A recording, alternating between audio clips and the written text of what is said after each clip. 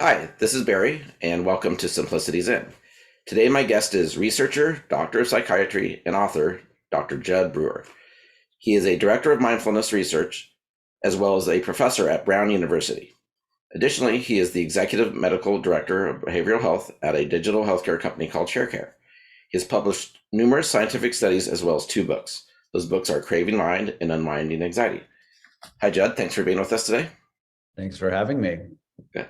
So, I have a question. So, when it says you're a professor there, are you teaching courses as well, or are you directing graduate students? Like, what's the actual touch points at, as a professor, so to speak? Yeah, so I teach one class each semester. Mhm. I have graduate students that I supervise. I have master's students that I supervise theses for, and I'm also in clinic one day a week at the psychiatric hospital in Providence. So you have patients. Yes. Mhm. Are those inpatients or outpatients or both? Or I have an outpatient practice that focuses on addiction and anxiety as my primary things. Mhm. And aside from the, I'm sure it's fulfilling to help people directly, but do you like keeping the clinical aspect of it because it kind of keeps you grounded and realistic in day to day Yeah, reality? it's kind of critical for all of the things that you talked about in terms of being grounded. But the other thing is I still like taking care of patients. Mhm. It's like everybody is different, and it's fresh, and it's great reminder to bring a beginner's mind to each encounter, each new patient that I do an intake with. And it's gratifying to try to be of service. Mhm. So on the research end, do you guys have a big lab with an fMRI machine, or like what actually is the research? Like if I walked into your lab, what would I see? Yeah, so that we don't have an fMRI machine in our lab, but Brown has an fMRI facility which is pretty state of the art, where we can do fMRI research. We can even do co-localized fMRI and EEG research at the same time. My lab has a Faraday cage where we can block electrical signal to be able to do EEG work and EEG neurofeedback work. So the past several decades, the research has spanned everything from clinical research, where we'll do clinical trials. So I've developed mindfulness trainings for different maladies like smoking and eating and anxiety.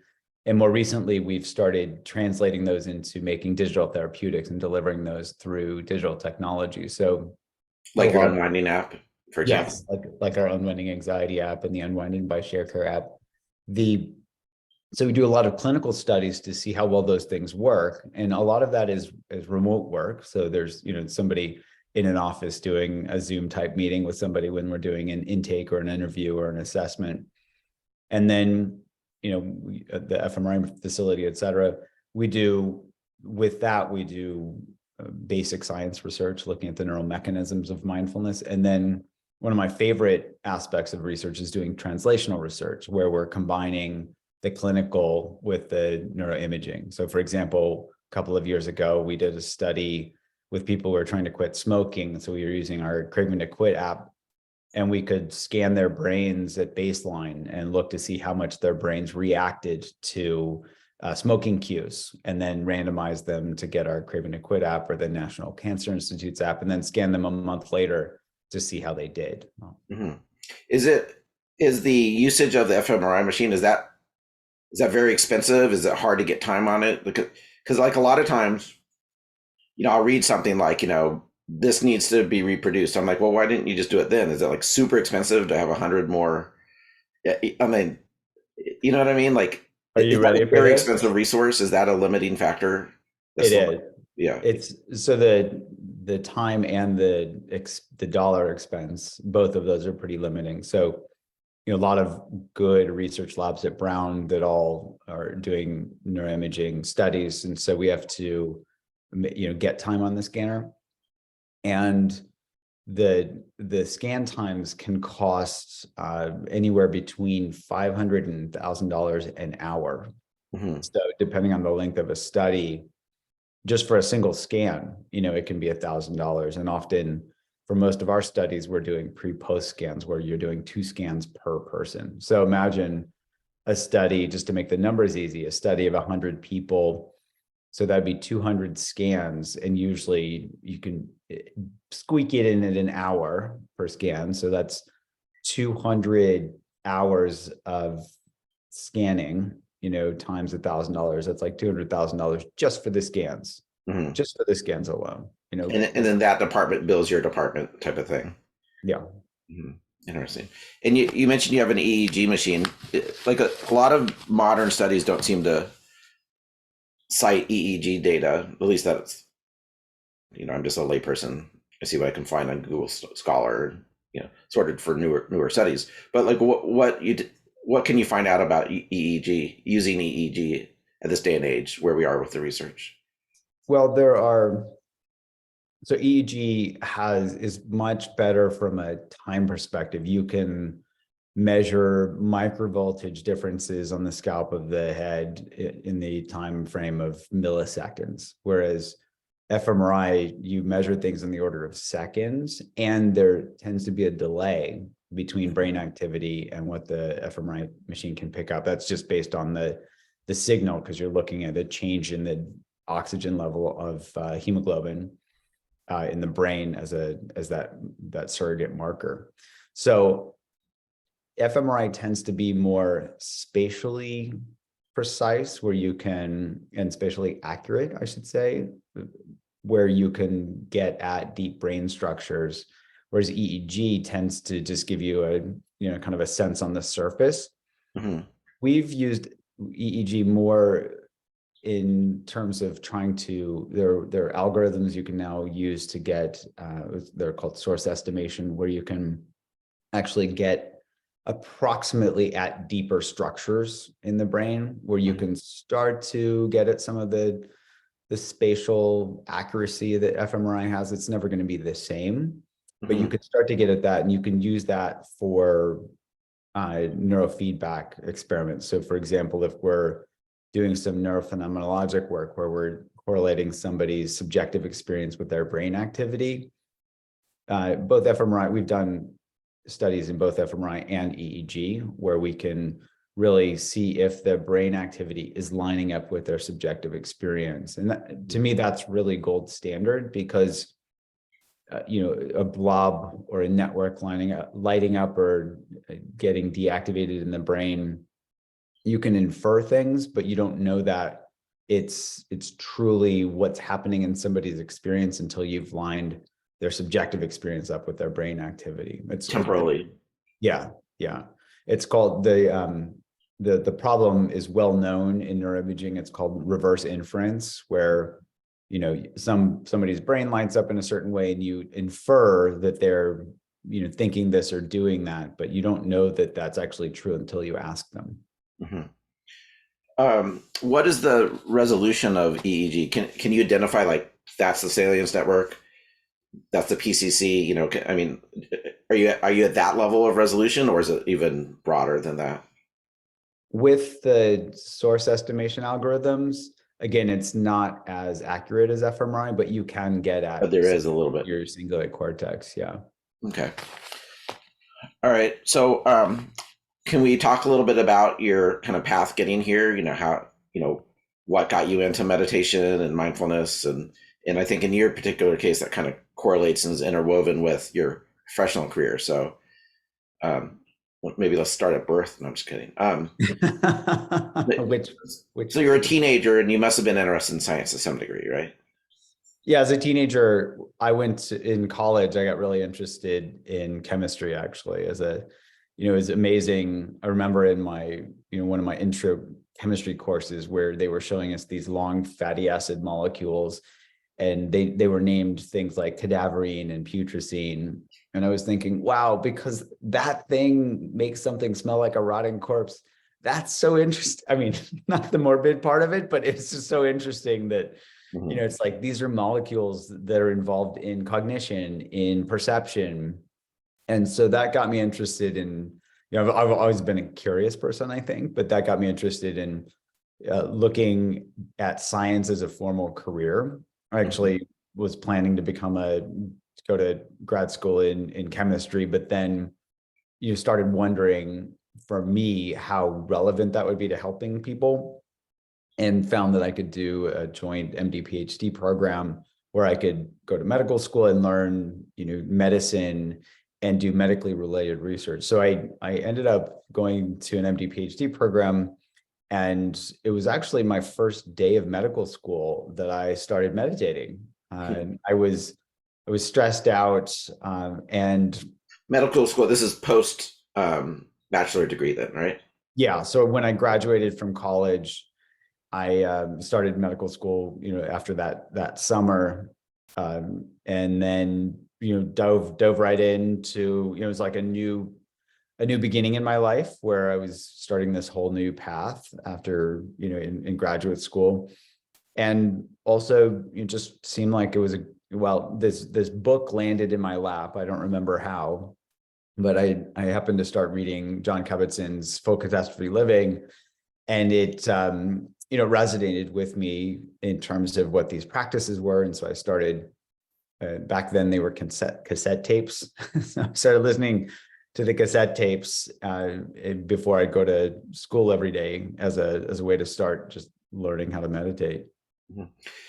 As a teenager or undergraduate, did you have any knowledge of Eastern spirituality or yoga or Jedis or anything that kind of like planted the seed for interest in this type of introspective path? I can look back, so nothing formal beyond watching Star Wars, liking how Yoda could levitate an X-Wing fighter. That was pretty cool. Mm-hmm.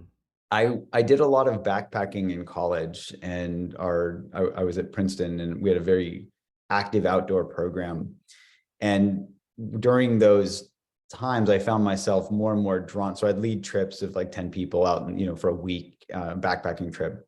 And I would find myself finding places to go and just sit and kind of commune with nature, is I guess the way I would think of it. Mm-hmm. And even encourage the other people on my trip, like you can hang out and talk, or we could go and just like listen to nature.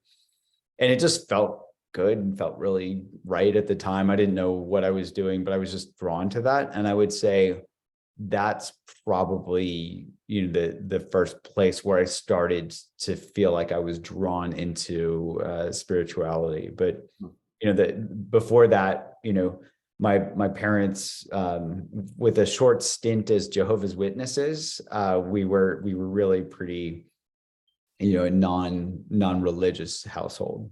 Mm-hmm. If I remember correctly, you did a lot of gym climbing too, right? I did, yeah. So in college, I did a lot of rock climb. Like I had a friend who taught me how to rock climb, and we used to climb. We had a nice indoor climbing wall that we'd go to 2 or 3 times a week for years while I was on campus. Yeah.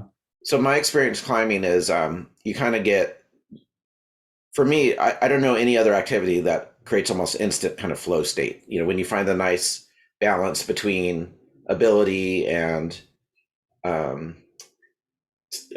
difficulty. Like if it's too easy, you don't get in the flow state. If it's too hard, you don't get in the flow state. But there seems to be a happy medium there where you do it. And it's when I think of kind of imposed flow states, like I always think climbing first. I mean, did you have that type of experience climbing? Do you think that kind of was maybe your first flow state type experience? I guess you're also a musician too, so maybe you experienced it there. Yeah, if you relate it back to flow state, and I think that's, it's really I like the description of flow because it's very much in line with these Eastern traditions and meditation. That probably started in high school. So I was in a pretty serious quartet in high school. We used to practice every week. We'd go to competitions. That was, I did sports and things like that, and I loved doing those, but I really loved being in my quartet. Mm-hmm. And there's something about chamber music for me that you just totally can get immersed in the music. And like you're saying, when we were first learning a piece, challenging, not flow, but when you learned it, and then we were just one entity, it was just the music emerging out of the conditions. And I would say definitely those were some of my first experiences of flow. I didn't know that term. I didn't learn that term for probably 10 or 15 years after I'd first experienced it. But then I started recognizing it. So climbing, also mountain biking for me is really good inducer of flow, as well as trail running, especially running down a hill where you don't have time to think. Right. You just have to run. Interesting. Yeah, it's interesting. Music was kind of my gateway into spirituality too. The whole group mind and non-self with the whole Grateful Dead experience was, changed my life completely. It was there's just something about music. I mean, I don't think music's an accident. I think there's some sort of shamanistic machinery in the brain that's, like kind of the group ritual and transcending self. I think it's like explicitly healing and built into our systems. I don't think it's an accident. Yeah. So in your book, you talk about in grad school, just the pressure of the environment, you're starting to feel some anxiety or I think maybe in grad school, it's been a while since I read your book, so correct me if I'm wrong. In grad school, you were having, no, I'm sorry, in undergrad, you were having symptoms and it didn't even cross your mind it was anxiety. You were like, what? I'm not anxious. Or am I remembering this right? Yeah, you are. So I think it was my senior year of college. I started getting symptoms of what I could later identify as irritable bowel syndrome, which is, just a reminder of how intimately connected our bodies and minds are. We like to separate them, but they're really not separate. So, having backpacked a lot, I won't go into the gory details of my bowels and what they were doing, but let's just say that I had to map out all the bathrooms around campus when I would go for a run to make sure that I could be near one if nature called. And I thought that I had gotten a Giardia infection, because if you don't purify your water when you're backpacking, you can get GI symptoms. And so I went to the student health on campus, and the doctor said, do you think you could be stressed out? I was like, no, I'm vegetarian. I run, I play the violin, blah, blah, blah, blah. And he's like, okay. And it just never occurred to me that I could be really that stressed out that my gut had to tell me, hey, there's a lot of stress going on here. Pay attention. So it took me a while to learn, okay, this was irritable bowel syndrome. And that was also something that resolved completely, actually, after I started meditating. And it was, certainly it could be just correlative, but there's enough research out there suggesting that anxiety and stress can exacerbate GI symptoms in irritable bowel syndrome. It made a lot of sense afterwards to see, when I started learning how my mind worked and learning how to work with my mind, that helped my body calm down as well. So your first book was Craving Zen. So did you go visit their center there? Because that's in the Northeast, right? It is. It's in Worcester. Well, it was in Worcester, Massachusetts. It closed a couple of years ago at the medical school at UMass.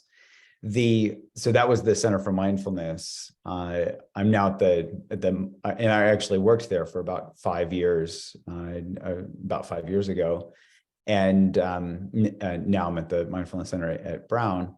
But when I first read that book, I didn't, I just read it, and you kind of read it in isolation. And then I started I was in grad school at WashU in St. Louis. And so I found a local Sangha. Didn't even know what Sangha meant at the time, but there was a group that used to meet at a yoga studio on Sunday nights, and I started sitting with them. It was first led by a Zen practitioner, and then taken over by somebody who is a Vipassana or an insight meditation practitioner. And so I started learning what it was like to sit with a group, and I thought that was kind of nice. And then learned that you could go on retreat. And so I started going on like a half day and 1 day weekend retreats in St. Louis, led by some of these local leaders. And then went on my first 7-day silent meditation retreat, maybe my second year of medical school or something like that. And I remember this was a monk named Bhante Gunaratana, so Hanalipi Gunaratana, well-known Southeast Asian monk.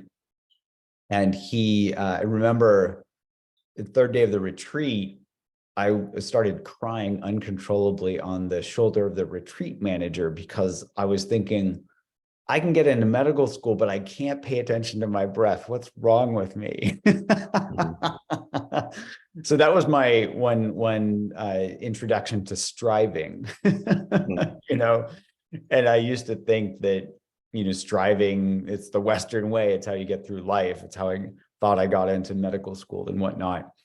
And I learned a whole lot since then. It took me about 10 years of beating my head against the proverbial meditation wall to realize that it's actually the opposite of striving. You know, that it is all about letting go of any of those doing, you know, functions that we habitually get locked into and moving really into a being mode. And that, you know, that was a game changer for me. But I think one of those precipitating events was, you know, was that breakdown. I remember also later, maybe 10 years later, being at a month-long silent meditation retreat and meeting with the teacher who was probably so frustrated with me because I was still in that doing mode that she said something to the effect of, well, your path to enlightenment is going to be through striving.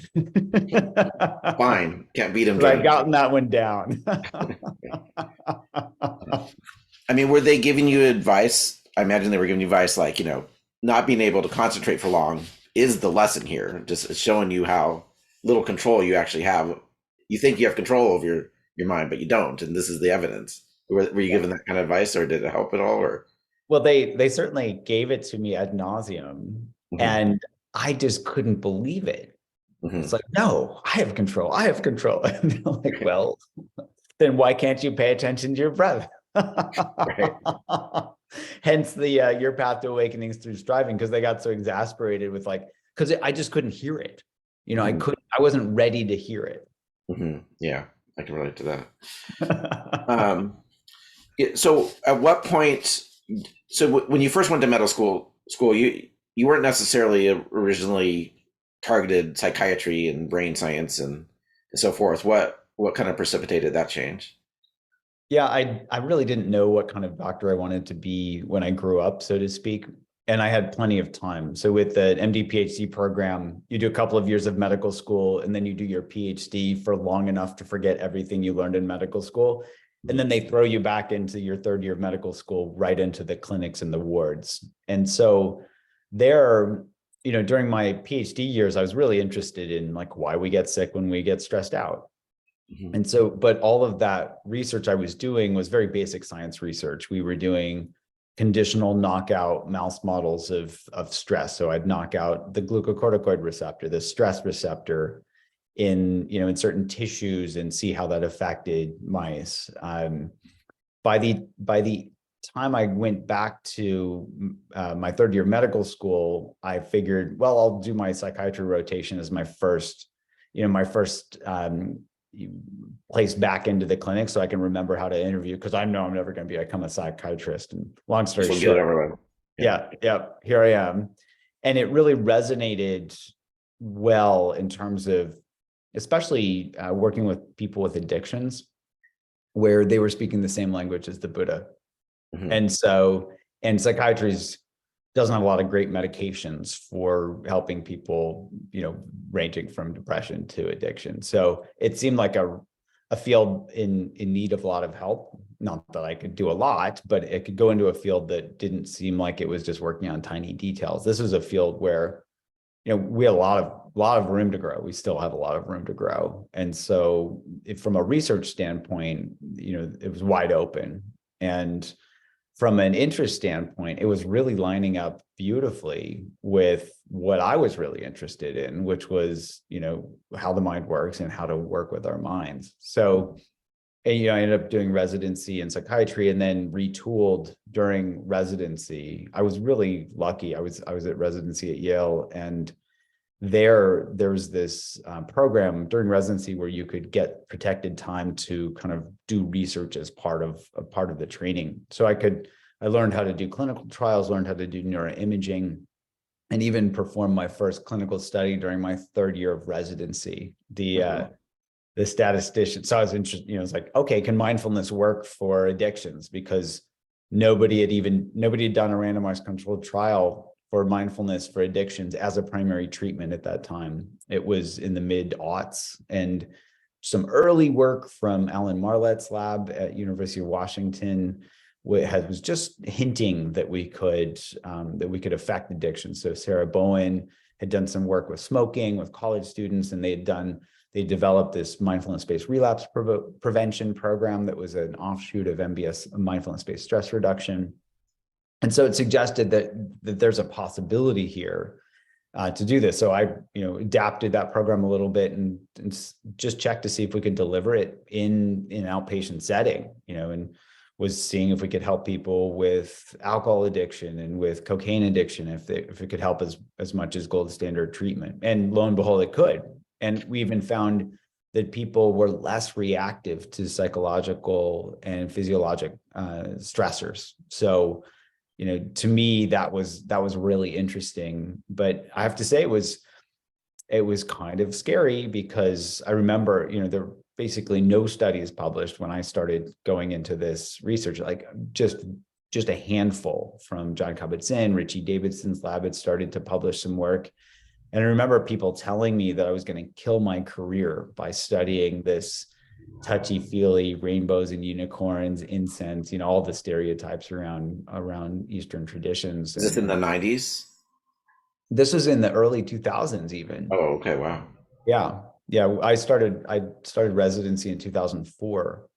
And so when I was starting to retool and decided honestly that I was, from an ethical perspective, I didn't want to kill any more mice.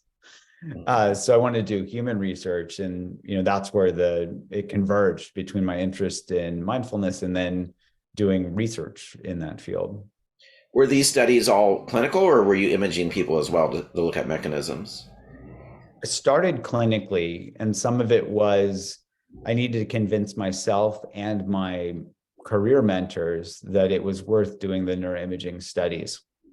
It's, as we talked about, it's really expensive, and it takes a lot of expertise to do these studies, and they're slow and arduous.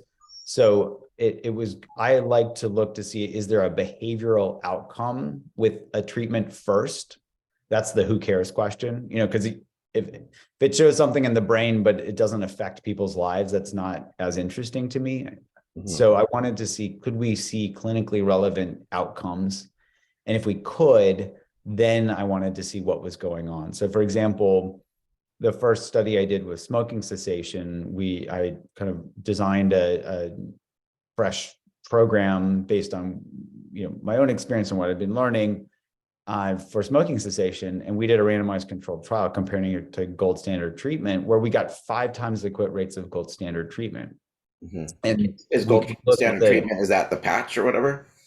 No, so here from an ethical perspective, we can't deny people from medications. So typically we would just, we randomize people to the American Lung Association's Freedom from Smoking program. It's a cognitive therapy program, that's been around for a long time and is one of the best out there in terms of behavioral outcomes, as a behavioral program. And there we could actually look at psychological mechanisms around craving, which is kind of interesting because, if you look at some of the early suttas, they describe this beautifully where, if you stop, it's like a fire, a lot of fire analogies in the suttas. And so craving's like this fire. And if you, in one of the translations for the word upadana, which often is translated as clinging, craving leads to clinging. But craving can also lead to fuel or sustenance. Sustenance is another, I'm not a Pali scholar, but from what I understand,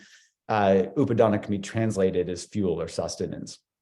And so if you think of that cycle of rebirth of, craving for a cigarette, and you smoke a cigarette and that feeds back and drives more craving.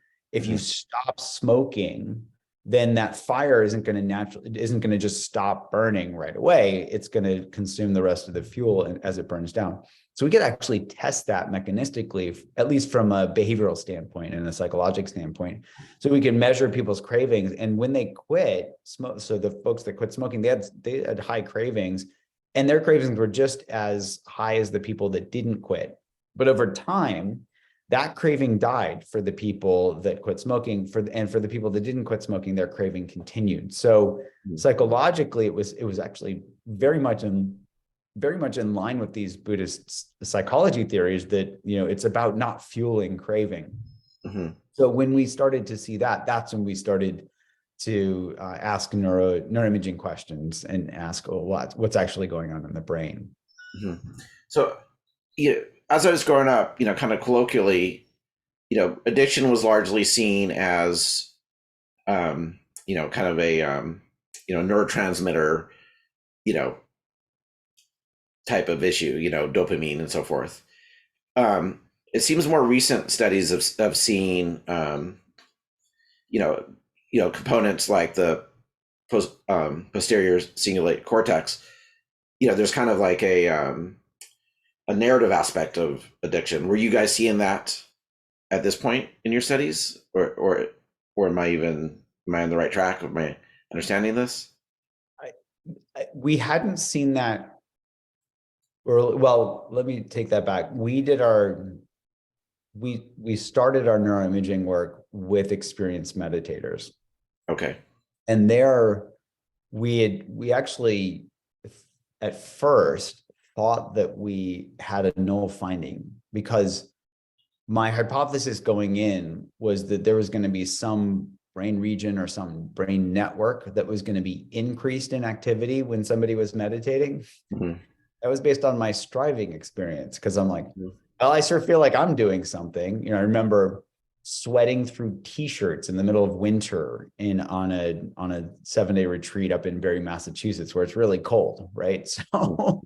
So I was like, I'm doing something, that then their brains must be doing something. Mm-hmm. We didn't find a single brain region or network that was increased in activity in experienced versus novice meditators. And we looked across 3 different types of meditation. Mm-hmm. And we almost kind of packed it up. But then I started looking and asking this question, like, well, is there a difference on the other side of the spectrum? Is there a decrease in activity anywhere? Mm-hmm. And so, had our analysis expert go crunch the data again, and lo and behold, there was this decrease in what's called the default mode network, which is this self-referential brain network involved. Go ahead. At this stage, so there was that landmark study that defined and discovered the default mode network. I forget the name of the researcher. Had that been published yet at this point? Like, was that a named network at this stage in your research?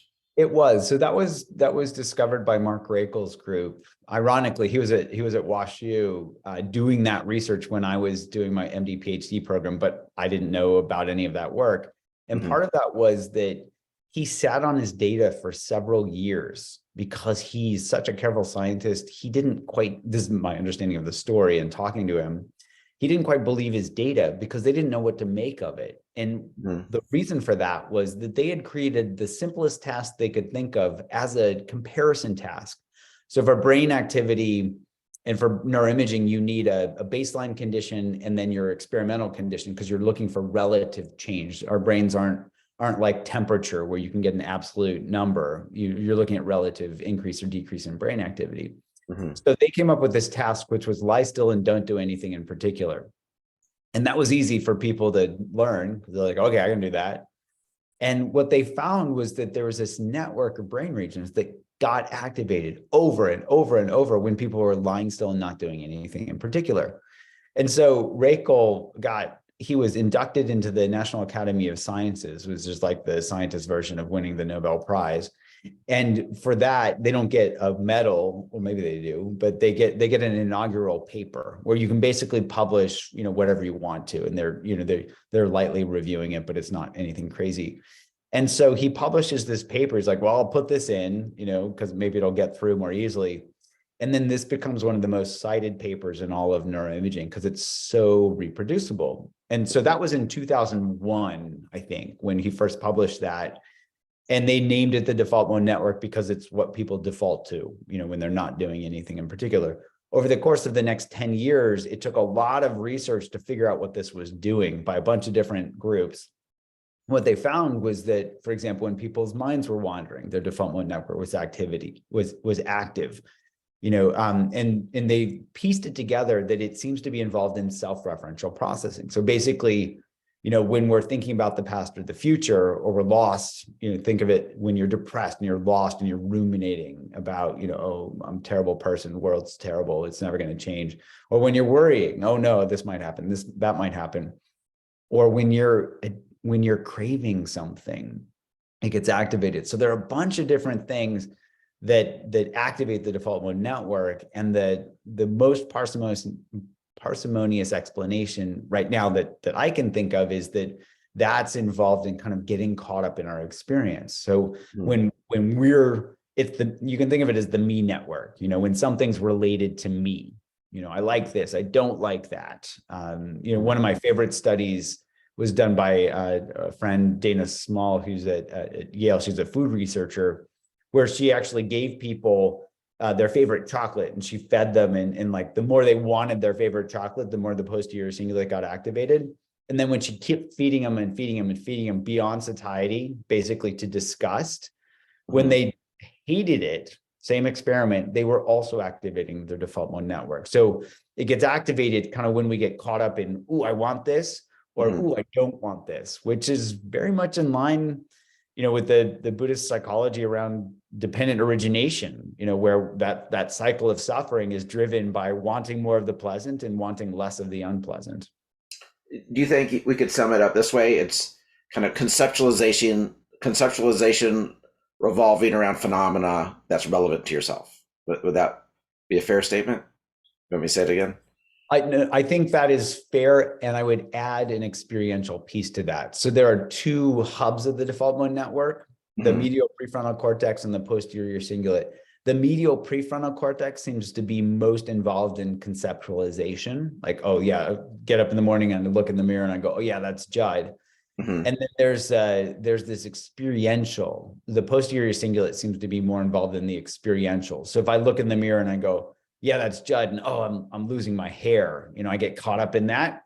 Then that experiential component of, ooh, I don't like that, seems to be most centered, or at least the posterior cingulate may be more involved there. The two they're like they're like peas and carrots or peanut butter and jelly. They're always almost always co-activated. There are very few instances where they aren't co-activated. One of those being when people take psychedelics. It's one of the few instances where I've seen that network get broken up, where the medial prefrontal cortex isn't co-activating or talking to the posterior cingulate.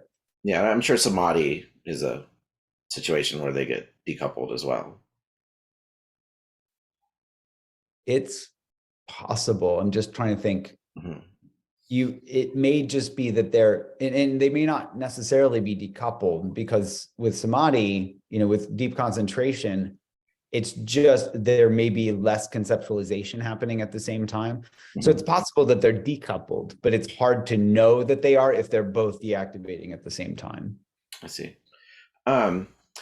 So the medial prefrontal cortex is also involved with self-other cognition in terms of people, right? It's your judgments of other people, your judgments of your status related to other people. That it's very much in charge of that as well, right? Yes, and here, sorry to be very precise, but if this is helpful, we can have judgments where we can discern, oh, this is where I sit in the social pecking order or something like that. And on top of that, we can judge that, where we say, oh, and that's good or that's bad. So I think it's important to know.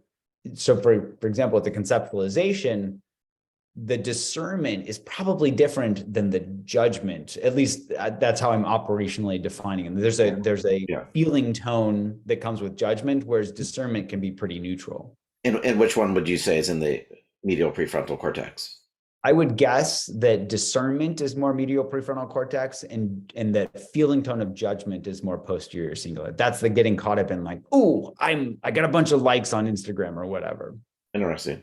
So jump in. I'm going to go a little out of order of what I want to talk about here, but it kind of segues neatly into it. So in your in your books, you talk about how we decide, we kind of subconsciously decide what we like, and that's the and if I'm pronouncing it wrong, I don't think I've ever said this word out loud, so tell me if I pronounce it wrong. The orbital frontal cortex, right? Yep, orbital frontal cortex. Perfect. So tell me if I'm wrong, but my basic understanding from your writing and other papers I've read is you're going through life and there's phenomena, and those phenomena create a feeling tone. Mm-hmm. And the orbital frontal cortex basically keeps a database of phenomena in its kind of composite feeling tone value, right? Yeah. Not just of things, but just phenomena in general, right? Yes. Okay, so the brain has this database of feeling tone or phenomena, feeling tone value. So I'm a software developer, so I can't help but kind of think of a database table, right? I'm sure it's a little less linear than that, but so to get a little geeky about it, is that memory, is that actually stored in the orbital frontal cortex itself, or is it in like the hippocampus and it's kind of grabbing it from the hippocampus? Like where's that actually stored? That's a good question. I don't know specifically where, if there's a nugget of memory that's stored here or there. And my guess is it's probably somewhat distributed.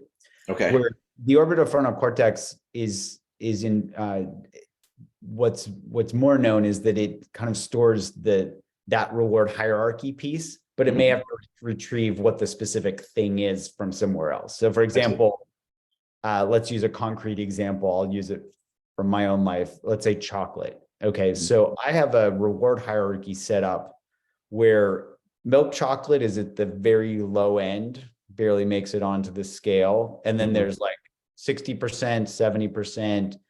I actually like really dark chocolate. So I think my scale's reversed, but okay, perfect. So this is great. So it's all relative, right? right. And so then it's what's the type of chocolate, what's the mouthfeel? Do you add some cayenne pepper, a little bit of sea salt? It gets pretty nuanced. And the reason for that is so that we can make decisions efficiently and quickly in life. So we don't have to relearn everything every day. So we've learned the reward value of something, and then if we try something new, it's like, oh, I try a new chocolate. It's going to compare it to the stored database and say, okay, where is that going to fit into the reward hierarchy? And that's set up, as a very basic, efficient survival mechanism, and we learn these things through positive and negative reinforcement. So it's not just all pleasant things. Is this operant conditioning or more Pavlovian? So it's operant conditioning. Operant conditioning, otherwise known as reinforcement learning or reward-based learning. Yes, because and I like the term reward-based learning because based on how rewarding or unrewarding something is, we're gonna slot it into that reward hierarchy. All right, so we have this database in our brain, regardless of where it's stored. We're going around and we're interacting with phenomena. And at that point, so phenomena happens, right? And maybe this is all subconscious to some degree. Is it the default mode network that now kicks in and basically asks the orbital frontal cortex, like, hey, I got this phenomena, I encountered this phenomena, what's your value for this? And then get the value, and then does it do the discernment and the discrimination? Is it the default mode network that is doing that based on the values stored by the orbital frontal cortex? Does that question make sense? Yeah, it's a good question. I don't know if that level of detail is known yet. So there's a lot of speculation about the specifics of what the default mode network does. And, we've already talked a little bit about the medial prefrontal cortex being a little more conceptual and the posterior cingulate being a little more experiential. One hypothesis is that we need a timestamp that links self up with phenomenon. And so the more emotionally charged something is, so if something's pretty neutral, we're not going to lay down a memory because our brain says, I can't be bothered, I'm going to do other things. But let's say that something, I don't know, we eat the we have the best chocolate truffle that we've ever had, right? Mm-hmm. And so we get this, oh, that was good. Mm-hmm. And so there's a bunch of stuff happening there. One, we're probably getting dopamine firing in the rewards system saying, hey, remember this, right? Dopamine is not about pleasure. That's a misnomer. It's really about, hey, pay attention right now. And then anticipation. So dopamine is probably playing a role. And then we do know that there are anatomical connections between the orbitofrontal cortex and the posterior cingulate cortex. People have speculated as to why that's the case, but it may be that that emotional charge, like how, that excitement is juicing the posterior cingulate cortex and saying, hey, there's this contraction quality to experience that's worth paying attention to. And then the posterior cingulate is also linked up to the hippocampus. So that may also help facilitate laying down the sense of, oh, I did this, as compared to this just happened in the random flow of non-dual experience. Right. That was me. I was the one that ate that truffle, as compared to, wow, that truffle disappeared somewhere into the universe. Right. And so that's one hypothesis that, at least that's one that I, makes sense to me around what the default mode network's doing and how it's relating to these reward hierarchies. So it's saying, hey, slot that truffle up, because that juice was there so much. So, but you can see how complex it gets pretty quickly, where we've got all these different systems talking to each other. So that's laying down the reward value, but then deciding on behavior based on reward values. Like what role does default mode network play in decision making and behavior, and how would that reward value, either consciously or subconsciously, affect that behavior, would you say, the decision making? Yeah, there are. So the short answer is I'm not sure that anybody has a clear answer yet. Okay.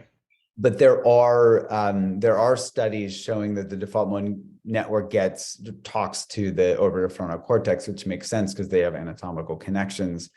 And so there may be, so you could imagine so I'm thinking of all the studies that have shown default mode network activation when it comes to craving. So for example, when people who are addicted to various substances, whether cocaine or cigarettes or gambling, when they are shown images of people doing these behaviors, that kind of triggers an activation of the default mode network, and in particular, the posterior cingulate cortex. So that may indicate that when we're kind of getting caught up in this craving, the default mode network is activating. What's happening there, it may be that contracted quality of experience is lining up with this anticipatory response. So dopamine fires in two different ways. One is when something surprising happens. So it says, oh, remember this, right? Lay down that context-dependent memory. But then if you do the same thing over and over and over, that surprise is no longer there. So you're not getting that dopamine firing.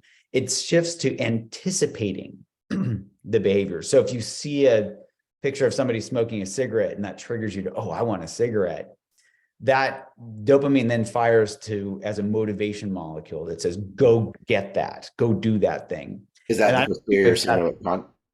Is that the PCC? Well, so I don't know if the posterior cingulate's activating where that contracted quality of experience is. No, like the seeking, right? Yeah, is preceding the seeking, or if they're happening at the same time, or the seeking is happening and then activates the posterior cingulate. Temporally, I don't know what that sequence might be, but we can see how, that, I should go get the chocolate or the cigarette, but line up with the self in that, as well as the motivation to go do that. Okay, so we've talked about how addictions and behaviors and seeking behaviors established in the brain. Now let's talk about unwinding it a little bit. So what have you learned about how do you solve this naughty problem? Like somebody's addicted to smoking or addicted to their phones, or addicted to avoiding, some sort of avoidance behavior.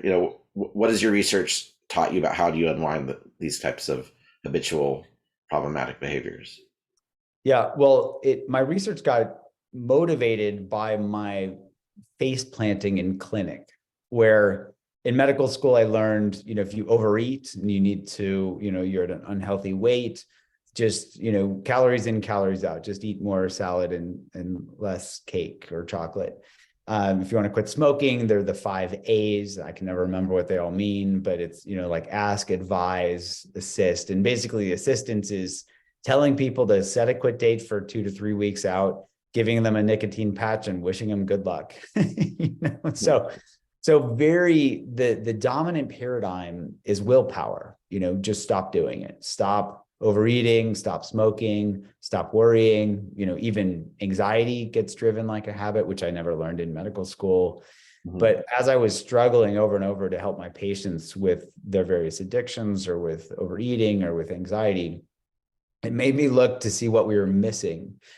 And there's a lot of research showing that willpower has nothing to do with habit change. So I'm going to say that again, in case somebody missed this. This is really important. It's not about willpower. Willpower is more myth than muscle. If willpower does exist, is it the central executive network? Is that where it would, like the cognitive, cognizant attention of aspiration and to do something? Is that the central executive network, and it just kind of can't, like, it can decide, but its decisions are ignored? Is that a fair statement? Well, I see in neuroscience, they don't even talk about willpower. Okay. So you could paste a heuristic onto central executive network, but that may not be how it works. Mm-hmm. So cognitive control is a thing. Mm-hmm. But if you look from a neuroscience perspective, cognitive control has a lot more to do with reward value than the myth of willpower. So I'm explicitly saying, like, there's a large disconnect between what a lot of people study from a neuroscience standpoint and can see clear results for, and where there's a dominant paradigm where we really believe that we have more control than we probably have. It's just hard for people to hear that. Mm-hmm. So so from a neuroscience perspective, this behavior change, if you look at the neuroscience, it gets relatively simple from a mathematical model. Mm-hmm. And that goes back to the 1970s. There were these 2 researchers named Rescorla and Wagner, and they came up with this reinforcement learning model. So this operant conditioning model that says basically the reward value of a behavior is equal to the previous reward value, like how rewarding it was in the past, plus an error term. And that error term it's all about one thing, which is paying attention. And what I mean by that is you can get generally 2 things happen. Let's use a concrete example. So 2 things can happen. One is you can get a positive prediction error or a negative prediction error. And what that means is that it can be more rewarding than expected or less rewarding than expected. Remember, surprise will fire dopamine and say, remember this. Mm-hmm. So is the aptitude of the error prediction, does that increase the likelihood that it's rewritten?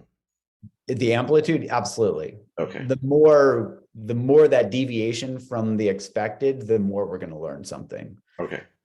So let's say, I'll keep going with the chocolate example. Let's say I go into a new chocolate shop in my neighborhood and I don't know how good their chocolate is, right? So I haven't learned anything, but I have a benchmark for chocolate truffles. And so if I go in and I eat one of their chocolate truffles, and it's like the best truffle I've ever had in my entire life, I'm going to get a positive prediction error that says, ooh, that's better than the gold standard. Remember this. So I get a dopamine hit that says, remember this, or surprise is better than expected. On the other hand, if it sucks, it's like, man, not that great of a truffle. Or, really, you call yourself a chocolate shop? There's a judgment. That negative prediction error also teaches me something. I learned something there, which is don't bother to come back. Mhm. So notice how both of those are critically dependent upon awareness. I have to be aware to see if it's good, if it's more rewarding or less rewarding than my expectation. And then the good and the bad is the judgment on top of it. It's how my brain makes sense of whether I should, if my wife says, "How's the chocolate shop?" "Oh, it's good," or "No, it's not so good." So So as a quick aside here, does negativity bias come into play here? Are you more likely to remember the negative prediction error than the positive, or is that not at play at this aspect? that's at play in much of life. So I would guess that it is. Mhm. It's and that, that has to do with us, from a survival standpoint. If something's good, great, it's all good. But if something's poisonous, you got to learn that really quickly. It's the brain's way of implementing better safe than sorry. Yep, better safe than sorry. Absolutely. Anyway, sorry for the tangent. Go ahead with No, but your narrative. that's one of the best ways that I've heard negativity bias explained. Better safe than sorry. So thank you for that. Sure. So anyway, just to continue your thread of thought here, so the brain is making prediction, is keeping track of prediction errors one way or another, and we're talking about this as working towards an idea of how the brain can unwind addiction. So go ahead, please. Right. So those prediction errors help us update how rewarding a behavior is. So let's go to addiction, for example. And my lab's done studies on this specifically, where the idea is, instead of telling yourself to stop smoking, that we just have people pay attention so that they can see, well, objectively, is it better or worse than that reward value that you've set up? And typically somebody set up the reward value for a cigarette back when they were a teenager. On the average age of the onset of smoking, and I hope this is changing, but it has been forever, around the age of 12 or 13. So people start smoking pretty young in life, and the reward for that is not the taste of nicotine. Nicotine is actually really toxic. The lethal dose 50 of nicotine is really small, meaning, it's like on the order of milligrams, if I remember correctly. If you inject, well, let's just say it's really toxic. Mhm. So when somebody smokes a cigarette for the first time, their reaction isn't, boy, this is great. It's they're getting nauseated because their body is saying, dude, you just injected toxin. Here's a negativity bias at play. Mhm. And they will overcome that because there's something else that's more rewarding, which has to do with everything from being cool at school or rebel against their parents or being told not to smoke, so we're going to smoke. Whatever it is in the teenage brain says, hey, I'm going to overcome all of these natural signals that tell me I'm ingesting toxin to actually do this enough that I get addicted to it. And then there's this negative reinforcement that says, when somebody goes into withdrawal, that says smoke another cigarette. So they get addicted to cigarettes. And then there's this reward value that gets set up that says, hey, you better smoke a cigarette when you're going into withdrawal because this doesn't feel very good.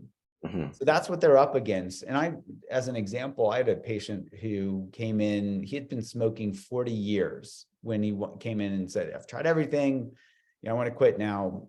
And we calculated out the number of times he'd reinforced that process. You ready for this? Mhm. 293,000 times.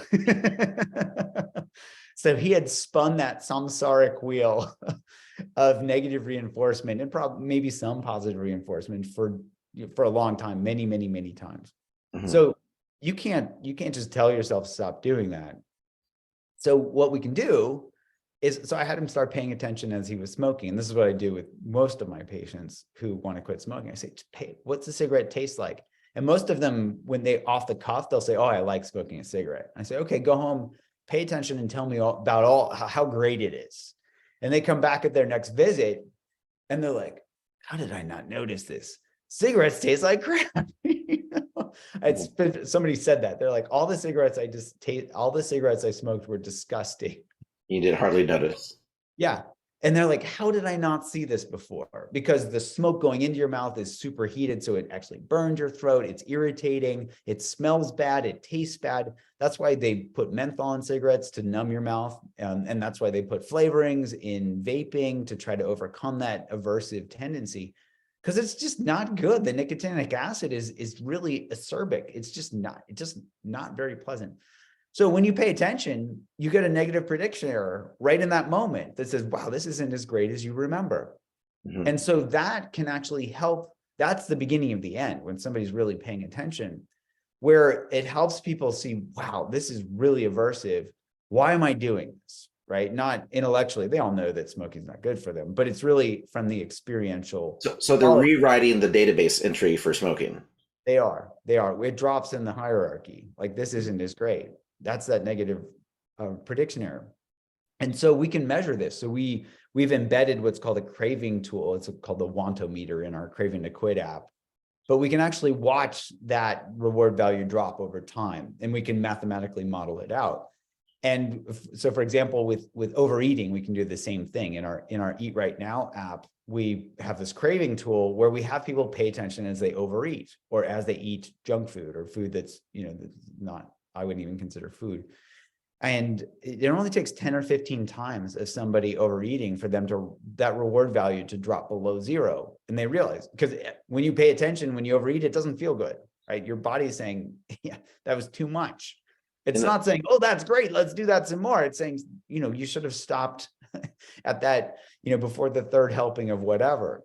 Yeah. And the corollary to that, or at least what I've experienced, is if you're really paying attention, one bite of cake can completely satiate you. You don't have to keep eating 50 bites of cake, in times when I'm trying to lose weight, I found that like denying myself kind of has a reverse, effect.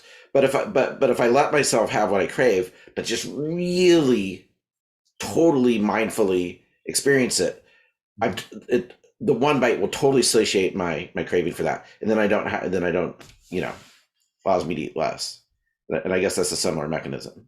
That is the mechanism, full stop. That is it. Now I'll say the higher sugar content in something, the harder it is to notice that satiation, because we have dopamine receptors in all, basically in our mouth and also in our stomach, to say, hey, that's high calorie stuff. That's good for survival. So for example, when I eat, this is for me, when I eat milk chocolate, I have more of a craving for more, as compared to when I eat dark chocolate, the satiation comes without the craving for more as much. And that's just a built-in survival mechanism that says, hey, get those calories in. So for anybody, who wants to explore this at home, what you're talking about is absolutely true. When we truly pay attention, we can get that full satiation, and we can also pay attention and notice if our dopamine receptors are in there saying, hey, there's a little sugar there, go get some more, right? We can also work with that craving as well. And we can bring awareness to that as well. But that's in a nutshell. With eating, a personal example, gummy worms. I used to be addicted to eating gummy worms. When I really started paying attention, I realized it was like this sickly, oversweet petroleum quality with this nasty mouth aftertaste. But that texture, man, you can't feel it. For me, I can have, so I used to eat the whole bag just to get them out of the house. Now we can have tons of gummy worms in the house because I just think about eating them. I'm like, no thanks. Especially when, I think of it. So the other piece that can help us break these addictions is finding what I call the bigger, better offer, right? So if we have this reward hierarchy set up in our brains, if we become disenchanted with something, it's easier to let go of it, like gummy worms for me. But also it's easier if we have an alternative. So for me, it's blueberries, right? So if I just think about the last time I ate gummy worms, I can't remember the last time I ate gummy worms, but I can still remember what it was like. Versus eating blueberries, to me, that reward hierarchy is pretty clear. Blueberries all the way. So the bigger, better offer, I think in some ways might be the area of your work that's hardest to find a kind of a dharma correlate for. Like, wait, do you think it could be like you I don't agree? don't think so. Okay, yeah, I'd like to hear. But keep going. Well, Why do I'm you, just why do wondering, you say that? like what would be the Dharma correlate of the bigger, better offer? Would it be like the joy of samadhi, or um, or just go ahead. I want to hear what you have to say on this. There are two pieces there that I think work in concert. Okay. So one is, and what was this? There's this great quote from Suzuki Roshi where he says, renunciation isn't trying to let something go. It's realizing that everything is impermanent or something like that, Mhm. And or is I heard another one, maybe there's Thanissaro Bhikkhu who said it's not the pleasure that's the problem, it's the passion Mhm. when we get caught up in the craving. Mhm. So there can be a joy. And so if you look at this from a dharmic perspective, all this stuff around exploring gratification to its end, right? And to summarize what the Buddha says, something like, it wasn't until I explored gratification to its end that knowledge and vision arose. So he's talking about enlightenment coming from exploring gratification to its end, right? And there's this story about him having all the sense pleasure in the world, and also about him being you nailing the jhanas and still not being enlightened. Mhm. So it's not so, but we'll come back to that. It's really about seeing the joy that comes from not getting caught up. Mhm. And so there's a joy that can come from not being stuck in the cycle of samsara. And so exploring gratification to its end, seeing that like if I eat a bunch of sugar, it's just going to make me want more sugar and then get to sugar rush and crash. It's not actually very rewarding to do that. So when I don't eat a bunch of sugar, that there's a joy that comes with that of equanimity, of evenness, of all that is more rewarding, right? And So so is not eating the sugar, does that become a database entry for the yes, orbitofrontal cortex? Okay. yes, yeah, and it's like not overeating. So the absence of something can be a reward in itself. So the database can have null value, so to speak. It can, and Yeah. that fits in psychology. That's what negative reinforcement is about. If you avoid or you make something unpleasant go away, that's negative reinforcement. So if it's unpleasant to overeat, Mhm. and I don't overeat, that's a valid data point in the database. Does that make sense? Yeah. So let's talk about escapist behavioral Well, addictions. so Oh, actually, before we sorry. go there, this bigger, better offer piece, Oh, just yeah, before thank you. I lose that thread. So the joy, so that's one piece, is the renunciation can feel good when we're Okay. not caught. But the other piece is those bigger, better offers. So for example, the joy of concentration can be much higher. And I'll say personally, it is much higher than getting lost in sense pleasures. Mhm. And so we can do that relative comparison, the joy of not getting caught up in anger, the joy of not getting caught up in a fantasy when we're just concentrated, like genre or whatever. That's really rewarding. And I think there's like 7 levels of happiness. I can never remember all these lists, but it's like samadhi is like 3rd level of happiness, where sense pleasures are the lowest, like the 1st level. And so Do you think that fits pretty well with the Dharma as well. that makes sense? I appreciate that. Do you think these joys are part of the opioid pleasure centers, or do you think it's another? Do you think the joy of samadhi and the joy of renunciation? Do you think these are opioid dynamics, or do you think it kind of transcends those? The kind of the pleasure you get from, say, eating a cake or something. It's a good question. So I don't think anybody's nailed this yet. What's your intuition on it? Yeah, is that it's a mixture, probably. So if you look, for example, at things like MDMA, those have a strong effect on the serotonin system. If Mhm. you look at cannabinoids, that's the endocannabinoid system. If you look at opioids, there's this, so my guess is that there's probably a combination of those 3 in Okay. some fashion, way or fashion, in brain regions, networks. So but one thing my intuition is that it's not dopamine. So often dopamine gets billed as this pleasure molecule. Talk Mhm. to any of my patients who are addicted to anything, it's not pleasurable at all. Right. And dopamine is not set up to be pleasurable. If you're content, you're not going to go do things. Dopamine is there to get you off your butt to go get something. Mhm. Yeah. So let's look at behavioral habitual addiction. So let's say a person who spends too much time on social media instead of doing their job. There's probably, correct me if I'm wrong, but there's probably two things going on here. One is you're getting opioid pleasure, you know, dose from, pings of likes and seeing new things and surprising things, but then you're also avoiding the stress of maybe your job. And to tie this back of what you've talked about so far, the database entry for browsing Facebook or Reddit is higher than the database entry for doing your job. The brain's determined this, right? But in reality, this is actually causing you more problems if you kind of look at it with a little bit of objectivity. So what would be your process, in the scope of your research, to unwind that negative habitual behavior?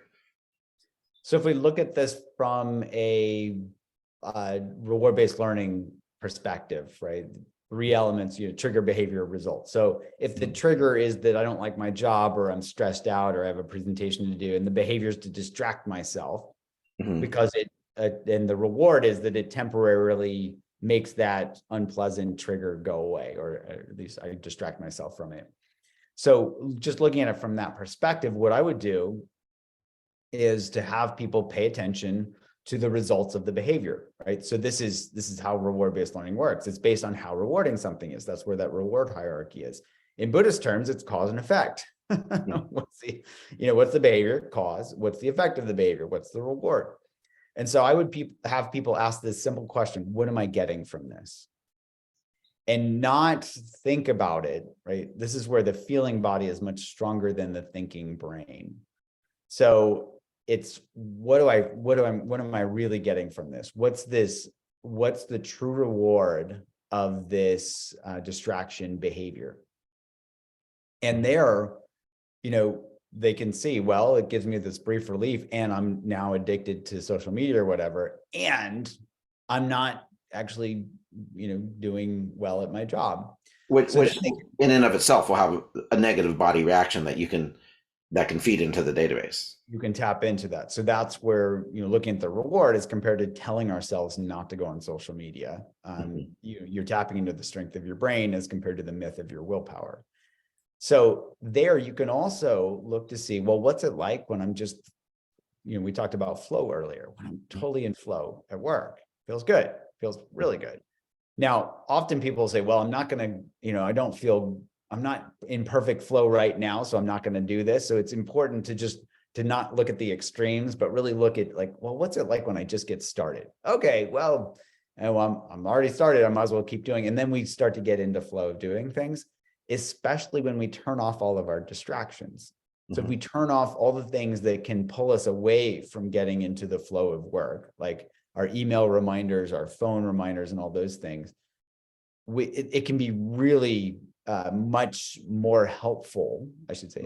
It's more helpful to be able to get into and see, wow, I can do this, as compared to every time something comes up and reminds us that, we could be distracting ourselves on social media because we get a new email or we get a text alert or something like that. And plus, it feels good to get your work done if you really pay attention to it. It does, absolutely. Yeah. That checklist there's some inherent quality in our brain that likes to finish checklists. Yeah. So in your book, Unwinding Anxiety, your central thesis is, as I understand it, and correct me if I'm wrong, is that anxiety is a habit. Is that correct? Yes. So that's a pretty, when you first hear it, that's a pretty shocking claim, because typically pleasurable things create habits, right? More usually, and anxiety on the face of it is not that pleasurable, on the face of it. And so could you explain that? And maybe before we do that, can you define and differentiate stress, fear, anxiety, and worry? Because I know you're going to kind of hit those. And I think a lot of people kind of think those are synonymous terms. So maybe let's parse those out a little bit. I can maybe, if you can't remember everything I just said, I could say them one at a time if you want to define them. Well, let's start and then tell me which ones I've missed. So Okay. I think of, let's start with stress and anxiety. So anxiety is this feeling of nervousness or worry or unease It's an about it. embodied, sorry to interrupt, but it's an embodied uncomfortableness, right? Is Yeah, that it's a correct? feeling of nervousness. Yeah. Yeah. Stress, you could probably say stress feels pretty much the same way, but it generally has a clear precipitant. I'm stressed about X. Hmm. Whereas anxiety often comes out of the blue. And for many people, they wake up in the morning, they're anxious, like people with generalized anxiety disorder. Hmm. Fear, was fear on your list? Yeah. Yeah. So fear is, I mean, I think we all know what fear feels like, where we're afraid of something, but that's in the present moment where we have to differentiate whether we're in danger or not, right? So something's alerting us to, hey, this could be danger, fight, flight, freeze. Anxiety, so differentiating fear from anxiety is that anxiety is about fear of the future, right? Hmm. We're not in imminent danger, but our brain is spinning out of control, worrying, oh, this might happen, this might happen, this might happen. So that's why they talk about this feeling of nervousness about something in the future. Are these like all categories that psychologists use, or they're actually physical correlates of these different states that you could identify? Like, can you look at a brain scan and be like, that's fear but not anxiety, or that's fear but not stress? We can't do this from a brain perspective. Hmm. The closest people have gotten are body maps, where they'll have people say where they feel certain things in their bodies, but even those don't differentiate very well. So for example, with fear and anxiety, it tends to be felt in the chest and the neck region, mostly in the chest. Hmm. So, physiologically, these can feel like the same thing, but psychologically, so for example, fear versus fear of the future still feels like fear in the present moment, because that's all we have is the present moment. Hmm. And then worry, well, that would be the fourth to define and differentiate. Yeah, worry is a mental behavior. Hmm. So where we are thinking into the future and worrying this or that might happen. Hmm. Do it, so. Can you differentiate stress and fear? Is stress like Can you say fear is a cognitive, or I mean, do they both? Are they both the sympathetic nervous system being revved up, or for fighting Yeah. or flight, or are they different in degrees, but they're the same thing? Or So certainly they both involve the central nervous system, especially the autonomic nervous system, Mhm. the Sympathetic. sympathetic nervous system as compared to the parasympathetic. And I mean, you can be pretty stressed and rev up your sympathetic nervous system. I don't know if, probably the best way to rev that up is to have a real shock of something, like really freaked out. But yeah, they both activate the same thing. I see. So maybe they're just two words for the same kind of underlying process, but maybe a difference in degree. Well, I would say stress is driven psychologically, whereas fear tends to happen it happens so quickly that we're not I see. thinking.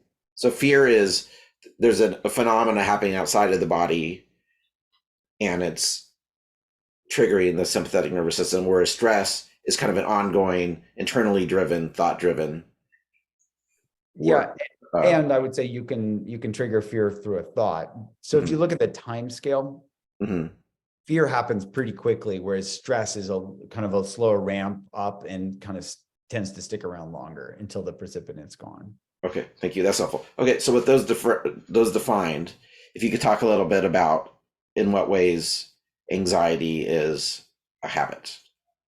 Yeah. So the feeling of anxiety triggers the mental behavior of worrying, which then leads to a couple of things: the illusion or the feeling of control, or the avoidance of the feeling of anxiety in the first place, where worry feels less bad than anxiety. Hmm. And then that feeds back to drive more anxiety. So remember, trigger, behavior, result. Triggers the feeling of anxiety. The behavior is the mental behavior of worrying. And then the result is that, feeling less bad, or that distraction, or feeling like we're in control. It's like, I think of it as, even if we can't change something and we start worrying, we at least feel like we're doing something. And that even if it's just worrying, that can have a little bit of a juice squeeze of reward. Or maybe it worked once and you're like, aha, this can, Yeah. Mhm. Yeah. So that's how it can be driven as a habit. That research goes back to the 1980s. Thomas Berkovec had suggested this. And so we actually tested it. So when I learned this, first I was thinking, wow, this could be really helpful clinically. And then two, okay, can we develop a program that will actually target this core mechanism? So we long story short, we made the Unwinding Anxiety app, where we specifically teach people to recognize these habit loops around anxiety, work with them so they can see how unrewarding worry is, they become disenchanted, and then also find that bigger, better offer, which is curiosity. So, well, you tell me, pop quiz, hotshot.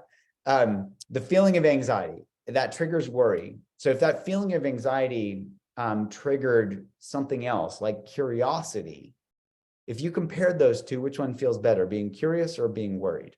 Curious.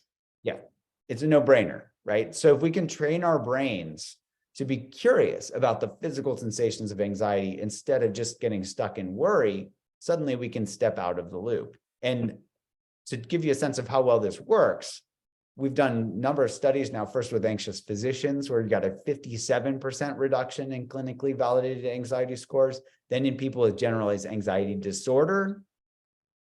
And we found that we could get a 67% reduction in anxiety with them. And that was in a randomized controlled trial. There we got a 63% of folks got into remission, where they had basically minimal or no symptoms, whereas only 3% of the treatment as usual group did. So you target the mechanism, it works pretty darn well.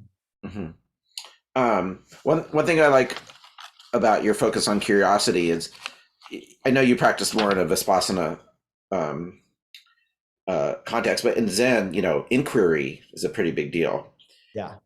And I've generally found that, I've gone through different stages of my practice, but when I'm in inquiry mode, I find I'm more likely to really focus on the practice. And when I read your stuff talking about how curiosity actually feels good, I'm like, oh, okay, that kind of fits all the pieces together there. Yeah.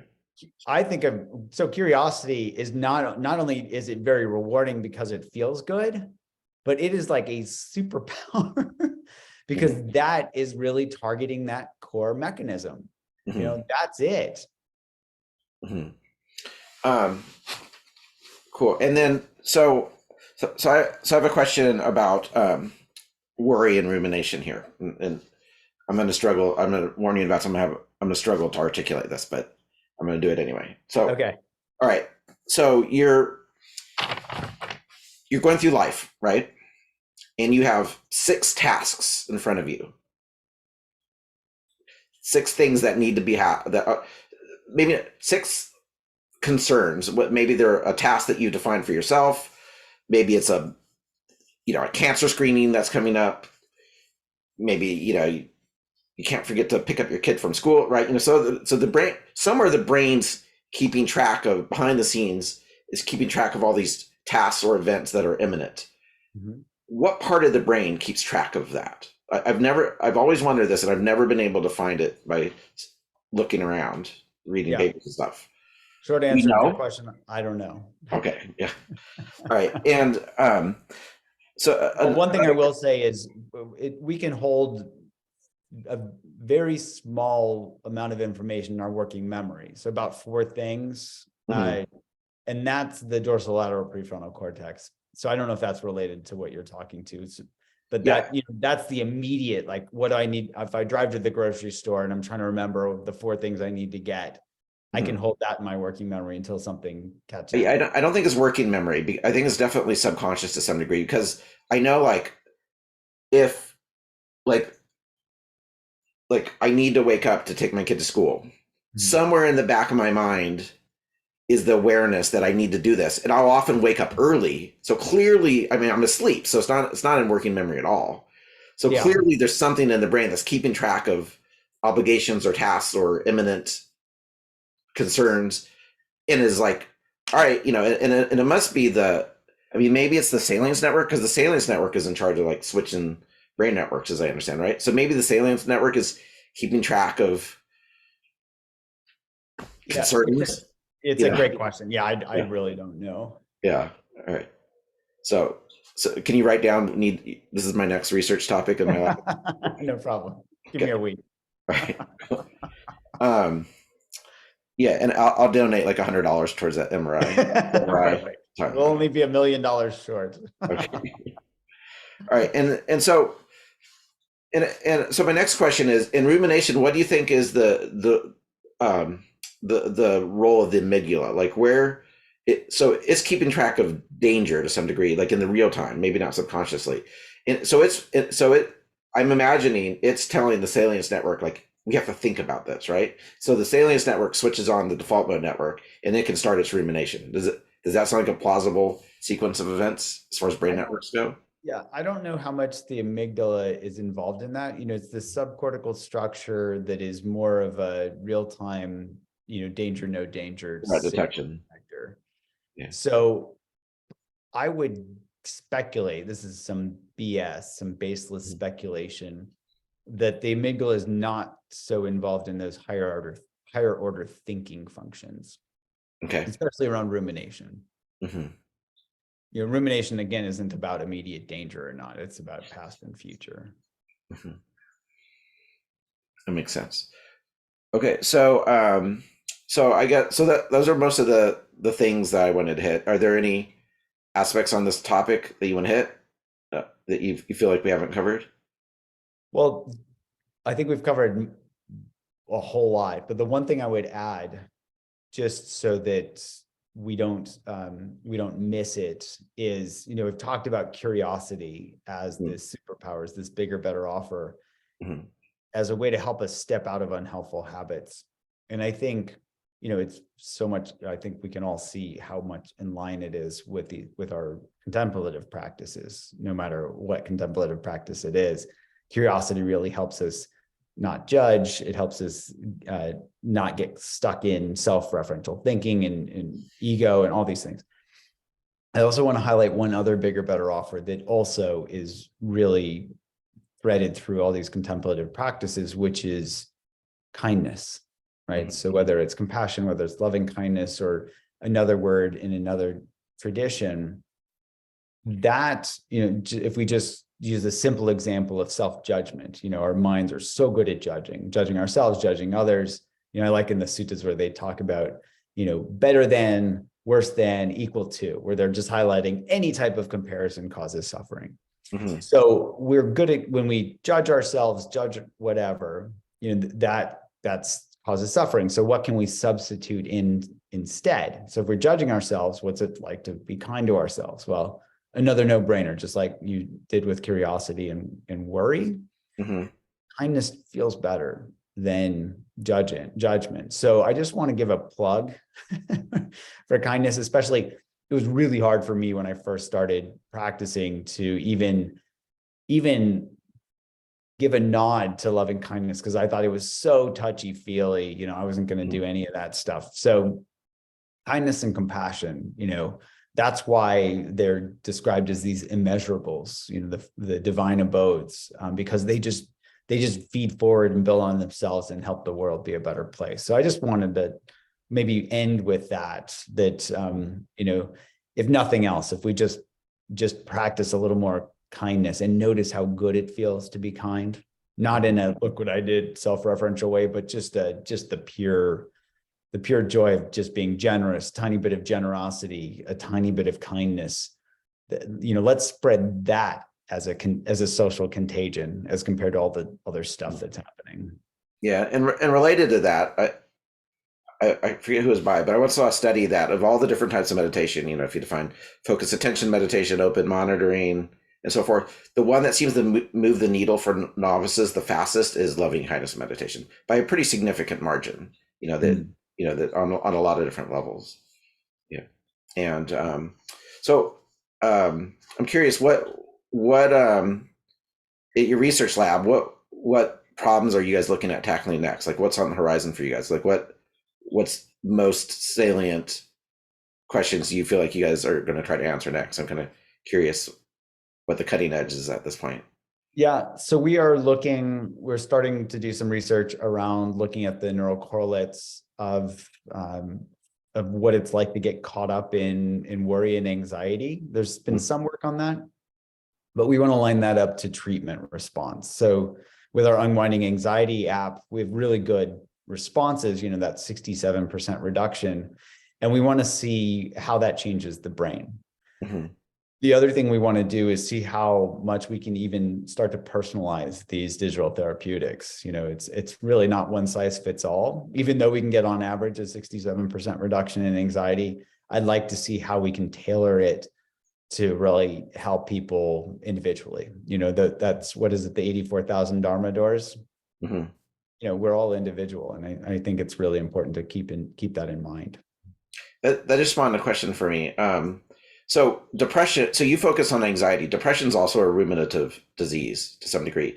Do you think your techniques would work for depression as well?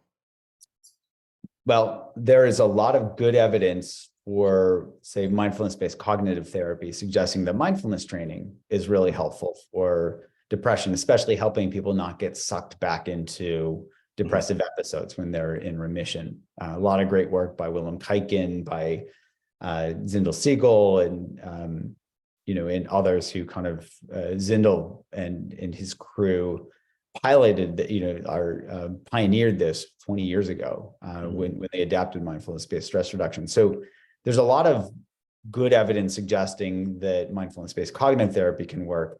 We're actually right now in the midst of developing a depression program. Oh, good. Like similar to unwinding anxiety. Yeah, because of what you just said. So Yeah. the rumination, past, future, and actually depression and anxiety are highly comorbid. They often come together because people with depression start worrying, oh, is this going to last forever? Mm-hmm. So we're in the process of piloting a program, and we hope to have that launched before 2024. Oh, very cool. So one last thing, I'm going to make a plug for research for you guys to do someday. Okay. You know how bands take requests, hopefully research institutions. Sure. But I am actually kind of serious. I think this is an area that needs to be studied. Like I know Richie, what's his last name? Davidson. Davidson. I know his lab, they did some look at experienced meditators, and